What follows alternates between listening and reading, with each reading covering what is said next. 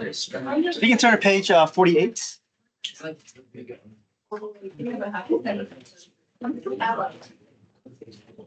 Great.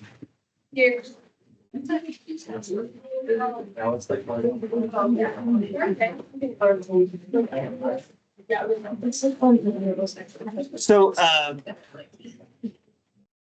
we are going to, after we get past this test, we are going to have a quiz just over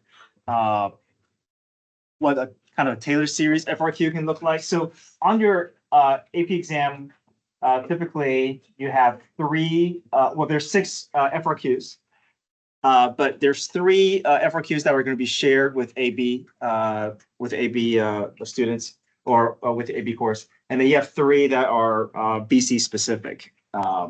And number 6 on the AP exam is always Taylor series, or dealing with Taylor series, Maclaurin series.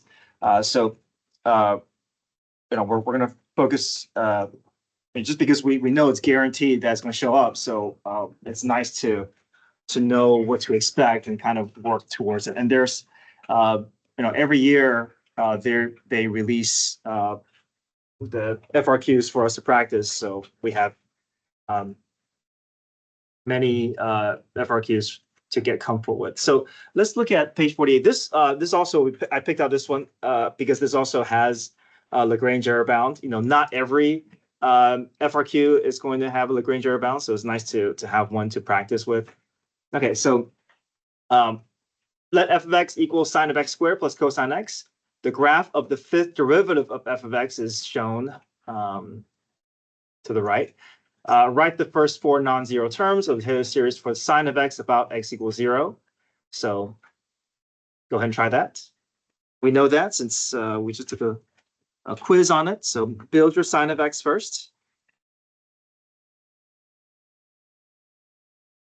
And then build your sine of x squared. And then build your cosine x. So see if you can build all three. I'm sorry, part A is just sine and sine x squared.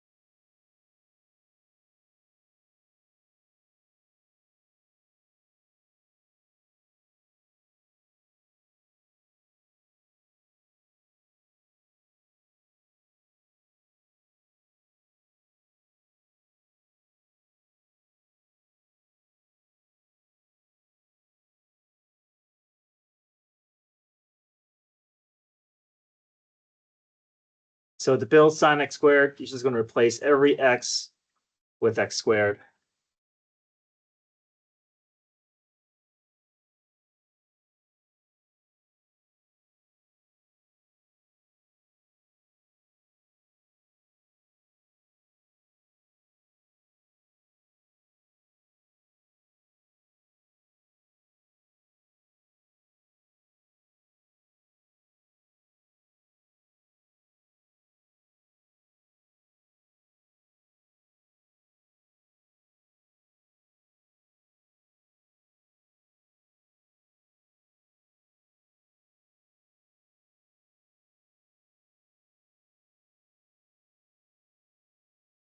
Okay, part B, let's build cosine of x.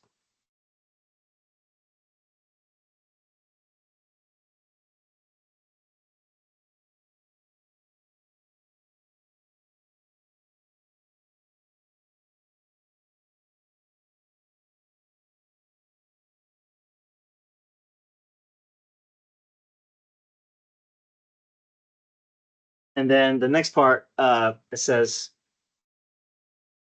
write the first 4 non-zero terms for cosine squared x squared plus cosine x. So we're going to merge these two together. And if there's any like terms, we're going to try to merge them into a single term.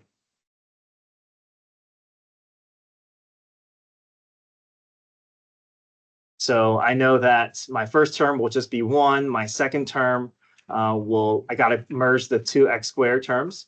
My third term will be x to the fourth. And my last term, I got to merge the two x to the sixth together.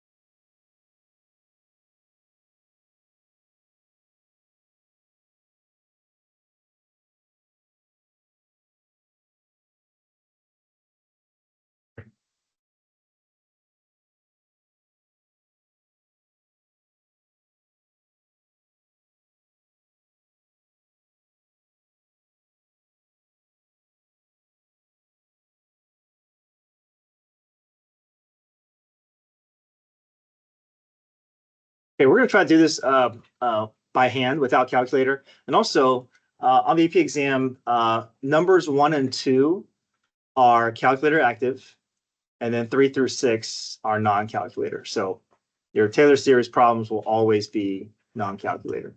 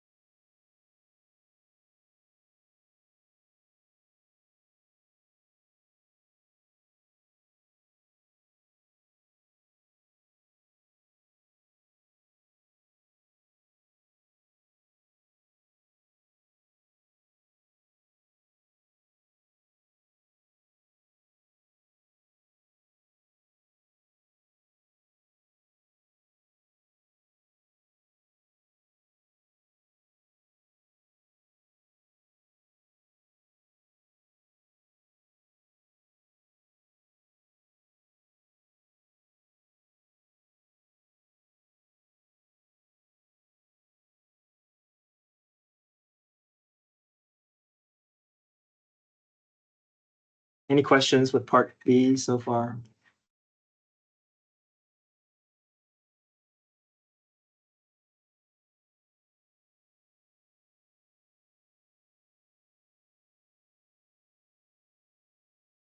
We're just trying to find a common denominator here since these are both x to the sixth. So common denominator is 720. I can balance the numerator here with 120.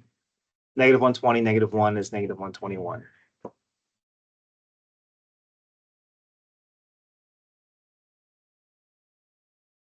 So part C says find the value of the sixth derivative evaluated at 0. Now this is basically involving this term here, but we have to understand with Maclaurin series, the sixth term will look like this, right? Is the sixth derivative evaluated at 0 over 6 factorial times x to the sixth. So this is basically only asking for the numerator portion.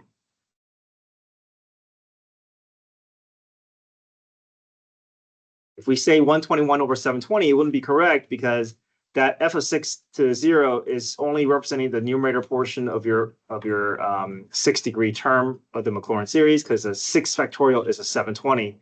We'll leave that alone. It's just going to be negative 121.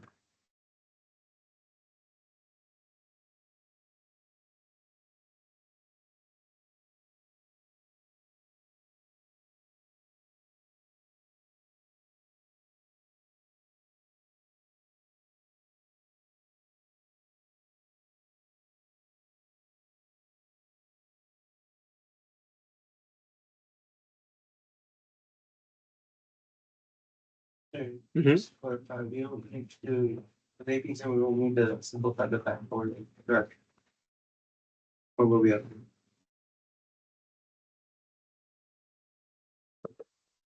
I think in this case, you may need to, otherwise it's hard to pick out that negative 121 for part C.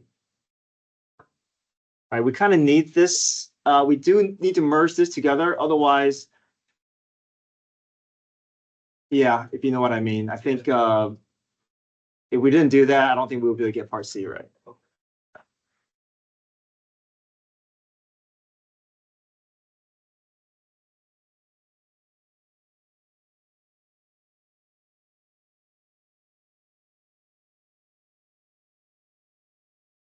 I'm sorry.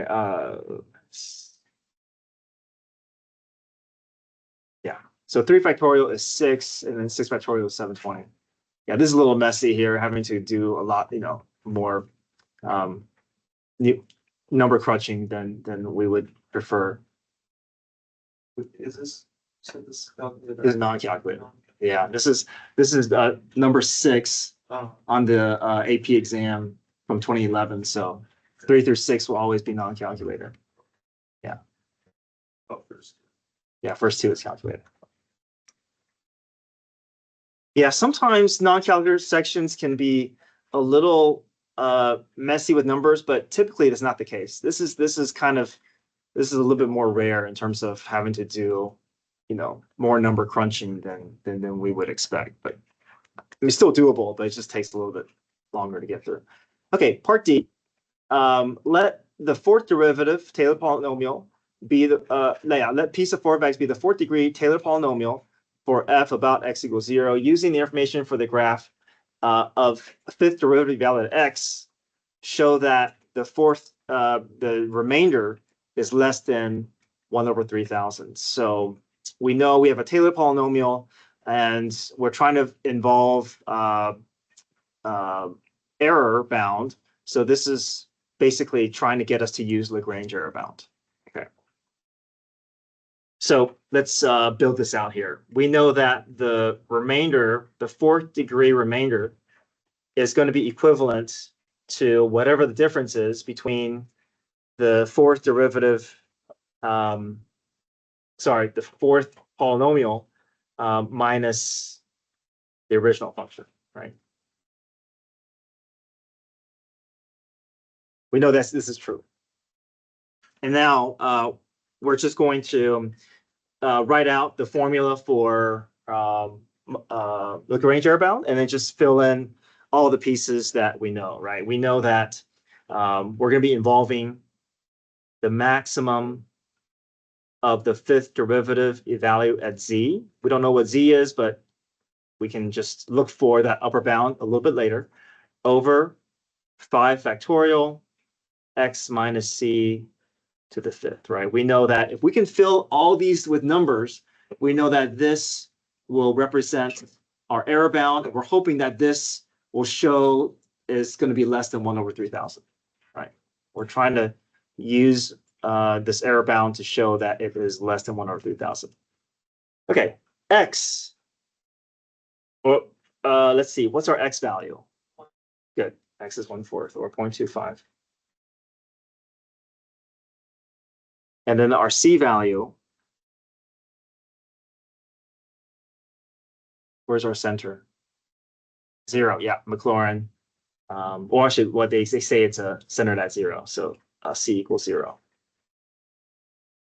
Okay, now the last thing that we got to figure out is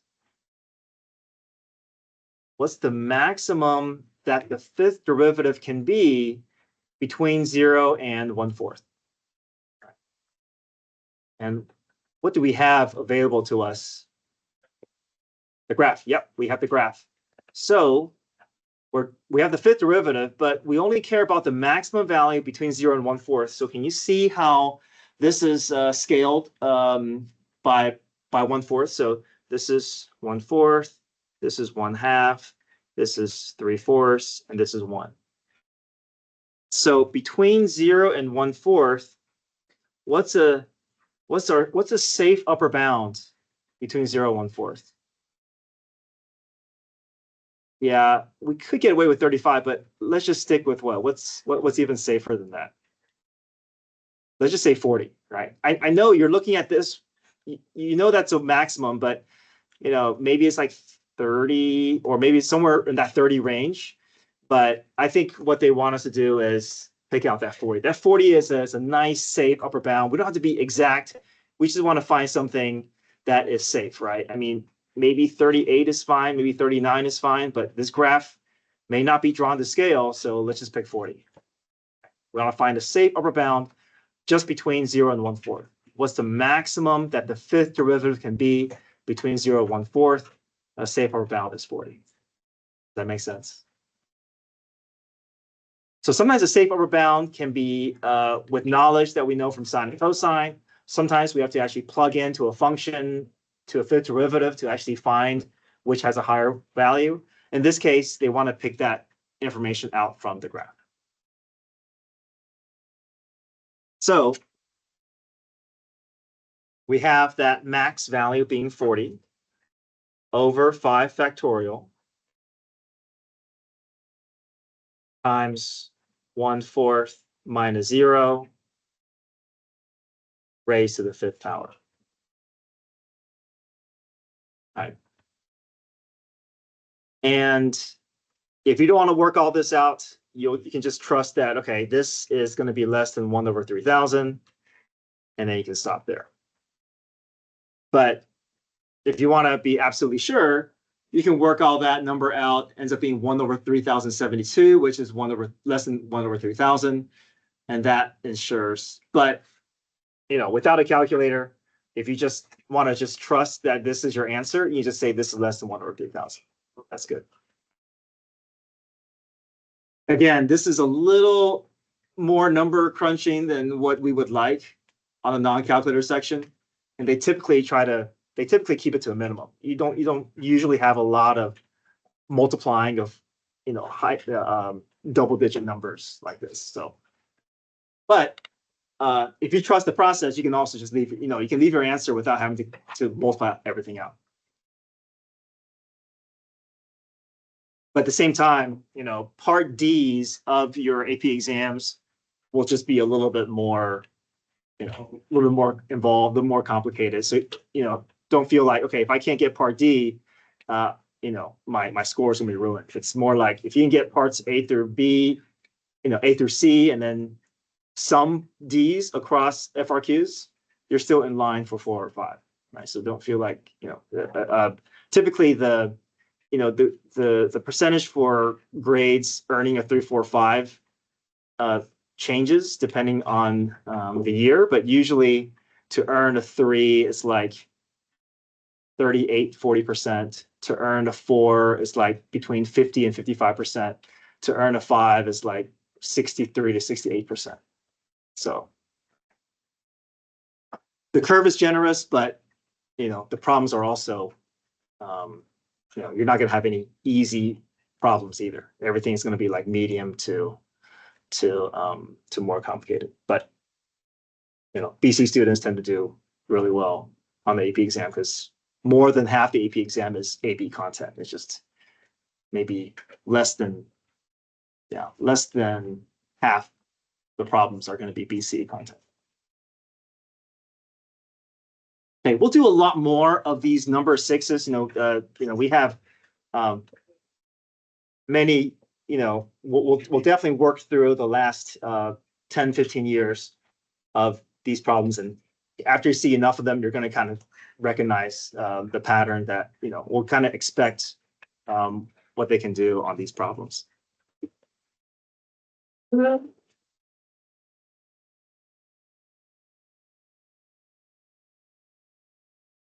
Okay, let's go to our test review packet.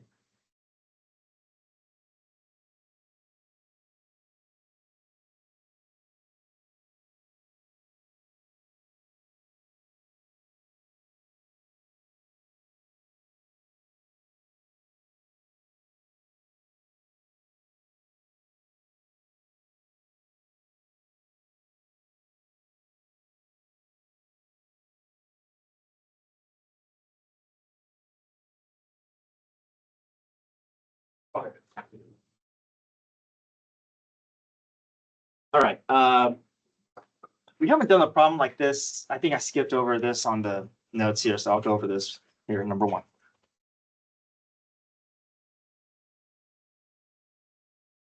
Okay, if the infinite series is approximated by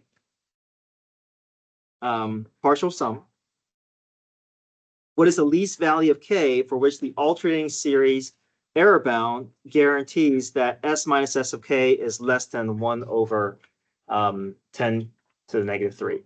So we know that it is an alternating series, so we only have to worry about trying to find the first unused term, right? So 10 to the negative 3 is 1 over 1,000. So we know that, sorry, not partial sum. Sorry, yes, S sub k is partial. So the actual sum minus S sub k,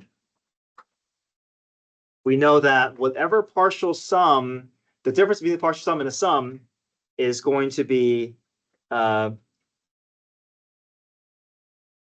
remainder value, right? It's going to be less than or equal to the first unused term of my sequence, right? And we want this to be less than 1,000. We want to show that this is going to be less than 1,000. So if this is telling us the way to get to each of the terms, then my first unused term is basically just going to be replacing n with n plus 1, or I'm going to use k here since they're using s sub k.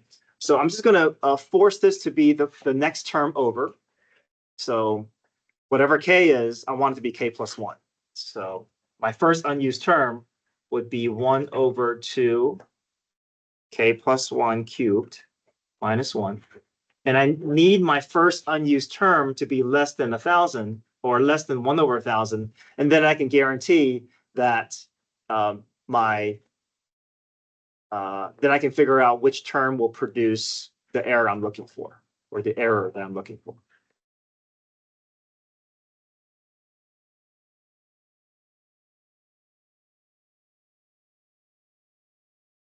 All right, so I'm just going to cross multiply.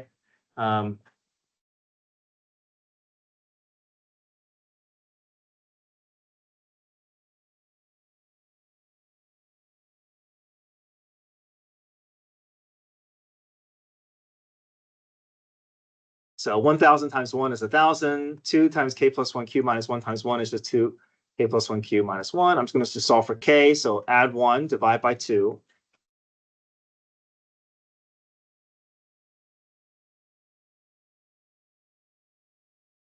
(1,001) divided by 2 is 500.5. And this is, you'll get to use your calculator on your test.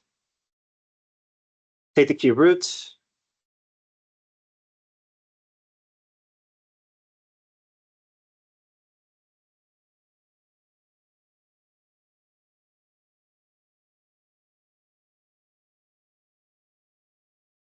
So as long as my k is greater than 6.939, then I know that my error is going to be less than 1 over 1,000. So greater than the first integer that's greater than 6.9 will be 7.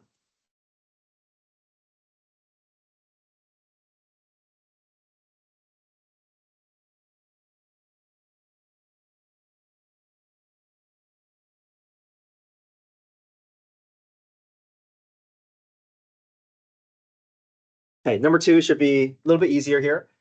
We have an alternating series that we know it converges because it passes AST. So this can be approximated by the partial sum with 15 terms. What is the alternating series error bound? So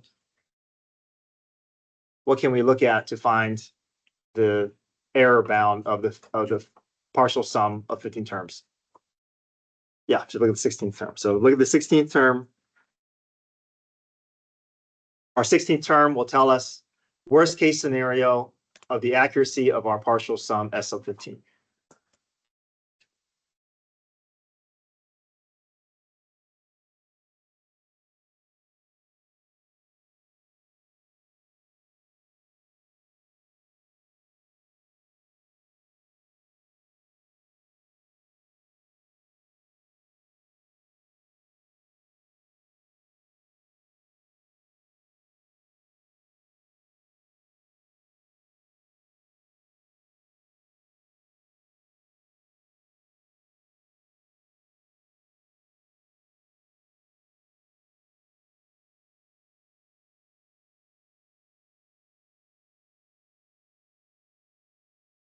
Okay, any questions?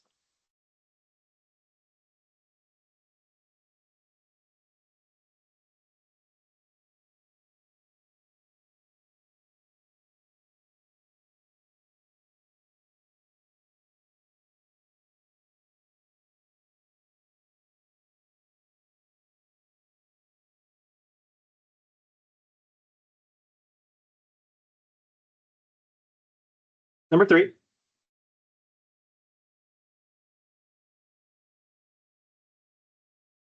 Let p of x equal to 3 minus 2x squared plus 5x to the fourth be the fourth degree Taylor polynomial. What is the value of the fourth derivative evaluated at 0? So we basically have to just set up our Maclaurin or Taylor polynomial. We know that our every term is going to be based off of this rule here. I can drop the c and replace it with 0 if you want, since this is basically Maclaurin polynomial. But we know if we want to find anything involving with the fourth degree term, it'll be the fourth derivative evaluate 0 over 4 factorial times x minus 0 to the fourth, right? And they're just asking for the numerator portion of your fourth degree Taylor polynomial. So we have to find our way down to the fourth derivative, plug 0 into the fourth derivative, and that will represent that f fourth derivative value at 0 here.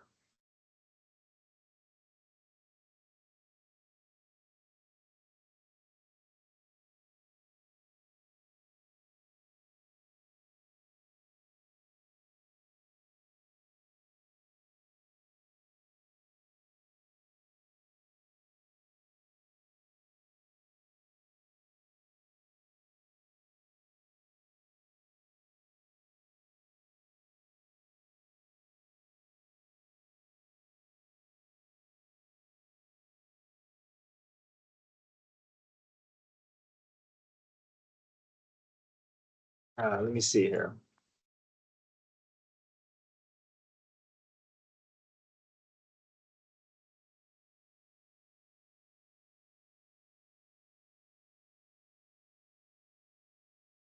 So we want this form, right? We know that this form is going to get us that 5x to the fourth power. 5x, because this is the fourth degree Taylor polynomial. We know that this is equivalent to this if we were to build it from scratch. Okay. So we have the x to the fourth that matches up. The unknown is this portion. So the unknown over 4 factorial must be equal to 5. And then we just have to basically solve this equation and find that portion, that missing portion. Because we know that this is linking up with this. So the x to the fourth drops out, and then 4 factorial will be 24. 24 times 5 will be 120. So this portion must be 120 in order for this to work.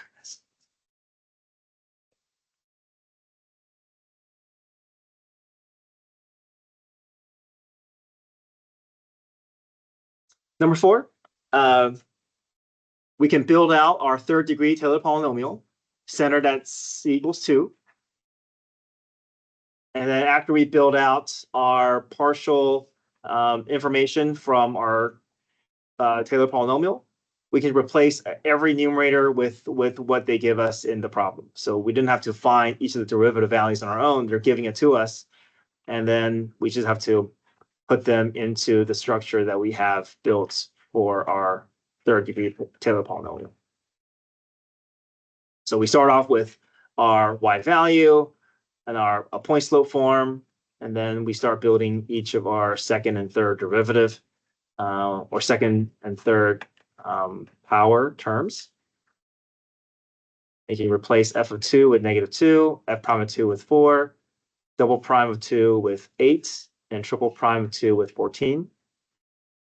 And from here, we're going to use this to approximate f of 2.2. So now I just plug 2.2 into each of the x's, and whatever decimal value you get is your approximation.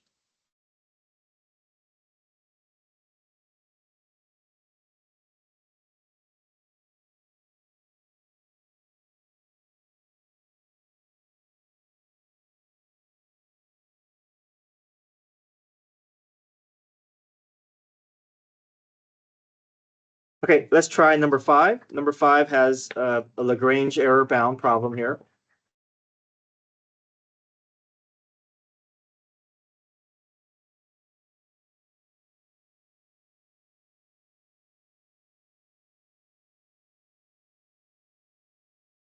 This will be the last one. And then your homework is just to finish worksheet 1, so pages 1, 2, and 3.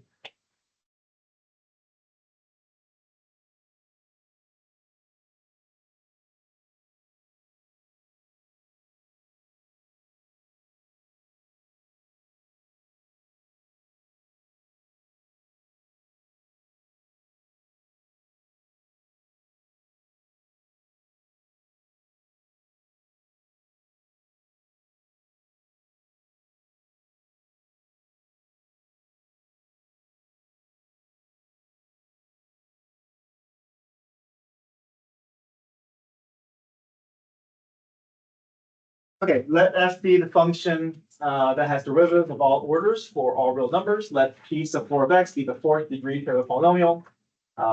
F derivative evaluate at x is less than or equal to n over n plus 1. So this is how we're going to find our maximum value at the 5th derivative here. So they always have to give you some way of getting that maximum value. Either they give you a formula that you can plug in, or you got to test the endpoints, or they give you a graph, or it'll be sine and cosine, what is obviously going to be 1.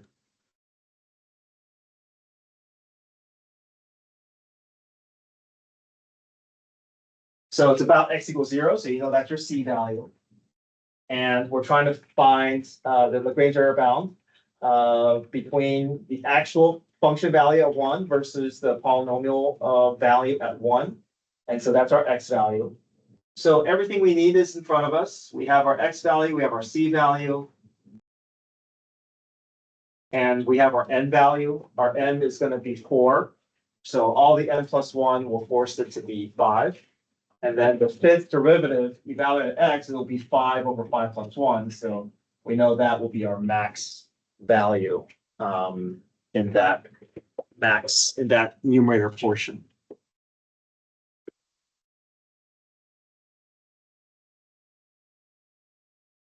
Five over 6 will be the maximum that this can be over 5 factorial, 1 minus 0 to the 5th. And this ends up cleaning up to be 1 over 6 times 4 factorial. Answer choice C.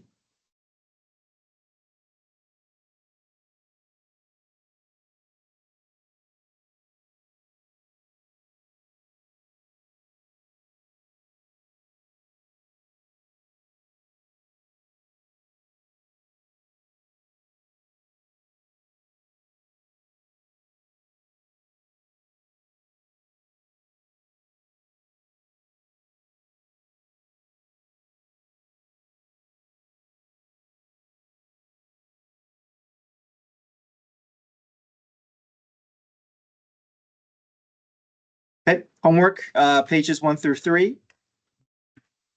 All. Right, I'll send out a reminder this afternoon. You guys have the key, so you guys can check your progress. All right, come get your phones.